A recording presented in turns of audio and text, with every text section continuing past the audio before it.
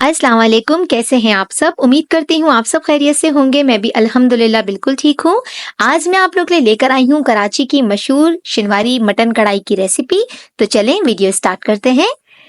इसके लिए सबसे पहले मैंने ले ली है कढ़ाई और उसको मैंने गर्म होने के लिए रख दिया था। अब मैंने उसके अंदर डाल दिया है हाफ कप ऑयल और ये मैं डाल रही हूँ हाफ केजी मटन।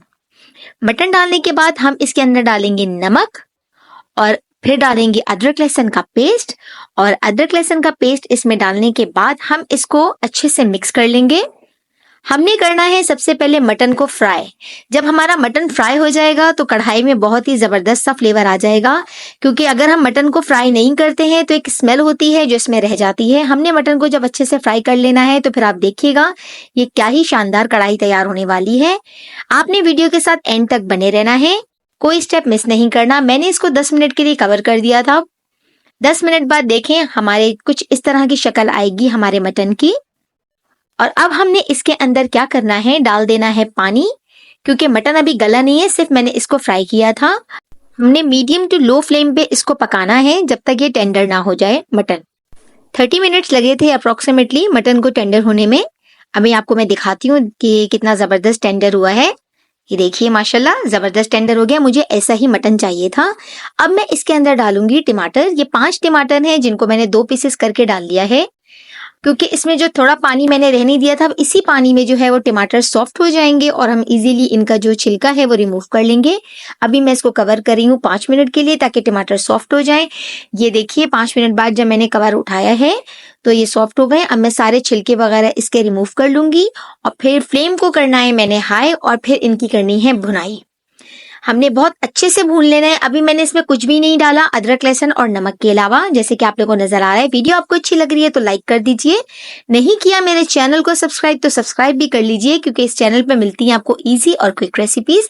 मैंने अच्छे से भुनाई कर ली थी और अब मैंने इसके अंदर हरी मिर्चें डाल दी हैं 3 से 4 और इसको 2 मिनट के लिए मैंने कवर कर दिया था, ताकि हरी मिर्च का जो अरोमा है वो हमारी कढ़ाई में आ जाए। अभी तक इसमें मसाला नहीं गया है, मैं इसको होममेड मसाले के साथ बना रही हूँ।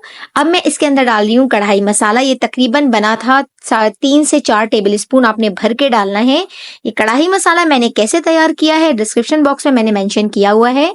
आपने जरूर ट्राई करना है इस रेसिपी को और मुझे फीडबैक देनी है कि आप लोगों को कैसा लगा। और ये मसाला रेडी करके अगर आप रख लेंगे तो बहुत ईजी हो जाता है हमारे लिए। अब मैं इसके अंदर डाल रही हूँ दही। दही डालने के बाद हमने इसकी अच्छे से भुनाई करनी है और फ्लेम रखना है हमने मीडियम टू हाई, क्योंकि गोश्त भी हमारा टेंडर हो चुका है।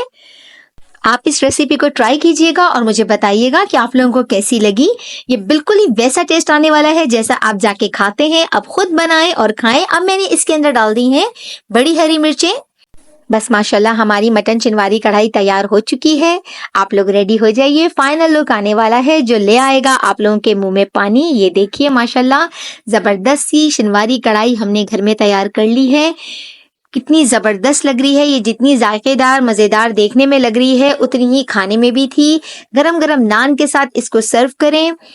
मैं उम्मीद करती हूँ मेरी हर रेसिपी की तरह आप लोगों को मेरी ये रेसिपी भी बहुत पसंद आएगी। आप लोगों के प्यार भरे सपोर्टिव कमेंट्स मुझे बताएंगे कि आप लोगों ने मेरी इस कोशिश को कितना सराहा। मेरी फैमिली को तो बहुत पसंद आई थी, सब ने बहुत बहुत एंजॉय किया था। मैं उम्मीद करती हूँ आप लोग भी इंशाअल्लाह ताला इस रेसिपी को ट्राई करेंगे और मुझे फीडबैक देंगे। इंस्टाग्राम और फेसबुक पे भी मुझे फॉलो कीजिए, वहां भी मुझे आपके साथ आपके प्यार की जरूरत है। ये मजेदार शिनवारी कढ़ाई आप लोग बनाएं, खाएं, एंजॉय करें। अब मैं जाती हूँ, मुझे अपनी दुआ में याद रखिएगा। फिर हाजिर होंगी एक जबरदस्त और क्विक रेसिपी के साथ। तब तक के लिए अल्लाह हाफिज।